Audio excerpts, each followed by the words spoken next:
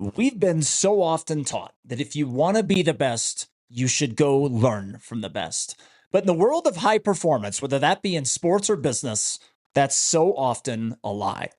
Think about it. Why is it that the greatest players to ever play, the ones with the rings, the most talent, the best stats, why is it so often that they become the most disastrous coaches in history? Well, today we're deconstructing the curse of knowledge and why your next great leader is probably not the MVP, but the person who has spent their entire career sitting on the bench. So if you're ready, let's go. Congratulations to the University of Michigan for winning their first men's basketball national championship for the first time since 1989. And most of my family went to the University of Michigan. I didn't. I'm a little Michigan sports brainwashed, if you will. But during the game, my mom and I are texting, and especially towards the end of the game, we were texting. And one of her questions, one of her texts, she goes, "Why are so many great coaches in basketball? Why are they so short? Did they even play?" And I looked at that text. I said, wow, that sums up so much of what we talk about with leadership and how so many people don't even think about some of the things that we talk about. And what I'm going to be talking about today. See, in my mom's head, Dusty May, who is the Michigan basketball coach, when he was hired, I said, and there's just something about the guy, I said, I think Michigan's going to win a national championship within 3 years of him taking over. And it was just his second year.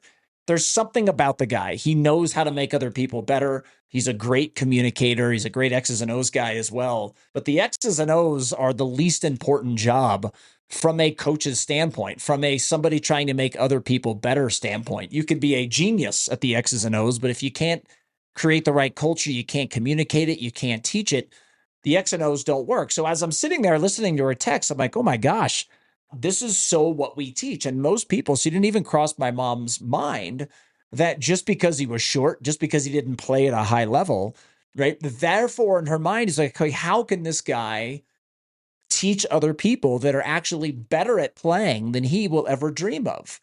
And that so much summarizes business, sports, life.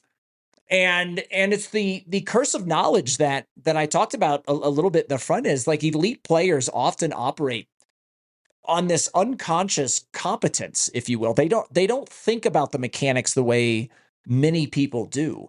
They're not thinking about the crossover dribble or hitting a 95 mile per hour fastball. They just do it. And then when you add their work ethic to it and their commitment to practicing, they're able to take all of those things and the mechanics of everything to a level very few can.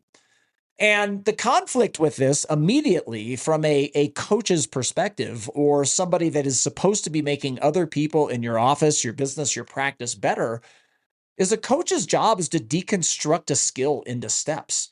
If a player never had to learn those steps because they were born with it, or they had much more natural talent and then went and practiced it and were able to take it to a whole nother level, they can't teach a struggling rookie, right, how to fix it, or a new employee that you're onboarding in your office, in your business. They become easily frustrated at the team member that won't pick it up as quickly as they did. And then this is when you get this, and all of you can relate this. This is when you get the old, hey, Susie isn't trainable. I don't think she's going to make it. You've all heard that before. You've probably dismissed people from your practice when your office manager tells you that, or your lead clinical assistant tells you that, or your front desk tells you that. You end up buying into it and firing that person, when the reality is it's most likely it's not that person. It's not Susie. It's the person that's coaching her. You have the wrong people in the wrong spots. And this is so summarized. It's so amazing to me how sports is able to summarize so many of these things and in such an easy way to understand it. And it's really a role player perspective. You know, the best coaches are often former backup catchers, third string point guards that really never played, career substitutes, or people that didn't even come close to making it to the NBA, right? Maybe they played in high school. That's as far as they've made it.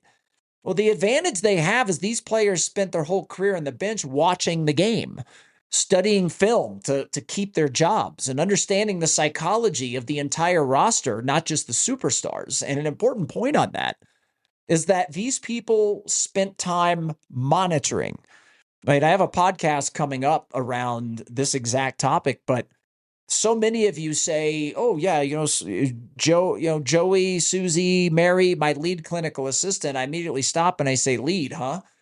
Okay. How often are they being trained on leadership? One, two. And this is just as important is how often do you have time blocked in the schedule to where they can sit and watch? They can monitor, they can take notes, they can come up with a plan on how to make each individual assistant in your clinic better. See, that's a leader, and that's not what any of you do. Right? Your leader that you claim as a leader, you aren't investing in any leadership training, and you have them in the game all the time. They're seeing patients 9 to 5, running the rat race, the chaotic race, and they have zero time to watch from the bench. And that role player perspective, watching from the bench, is so important. When I was still an umpire in professional baseball, and it's not even about the pro game. It was when I was umpiring high school and NCAA as well. Is that, I played baseball my whole life, and within 1 year of umpiring, I learned more about the game than I did my entire life playing all the way through high school. It is a completely different perspective than you have whenever you're playing the game. Sometimes you just have to be able to see it through other people's lenses. You have to take a step back and be able to just watch. And it really, a lot of this comes down to communication versus execution. Or the intuition says greatness should be transferable. Like that's what we think. But history suggests that that is not the case, right? It says the more natural talent somebody has, the less likely that talent is going to be able to make other people better.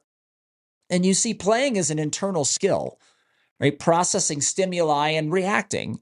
Coaching and leading is an external skill. It's rhetoric, it's management, it's diplomacy, it's breaking things down into steps, right? Being the best at doing it doesn't therefore mean you're going to be the best at conveying it. And this is something all of you really need to take into account, because many times you have the people in your leadership roles that don't want to make other people better. They're selfish, right? They were the good player. They were the good clinical assistant. They were the good employee. Now they're an office manager, but they are the problem.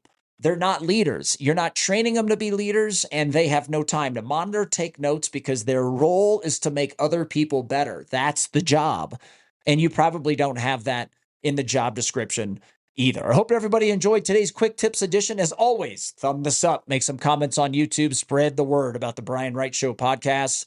I will put in the link below a way to schedule a free consultation with us with new patient groups so we can help grow your practice. Everybody listening on the audio experience channels, thanks so much for your support. 5-star review wherever you're listening to, and spread the word as well. And until next time, I'm out.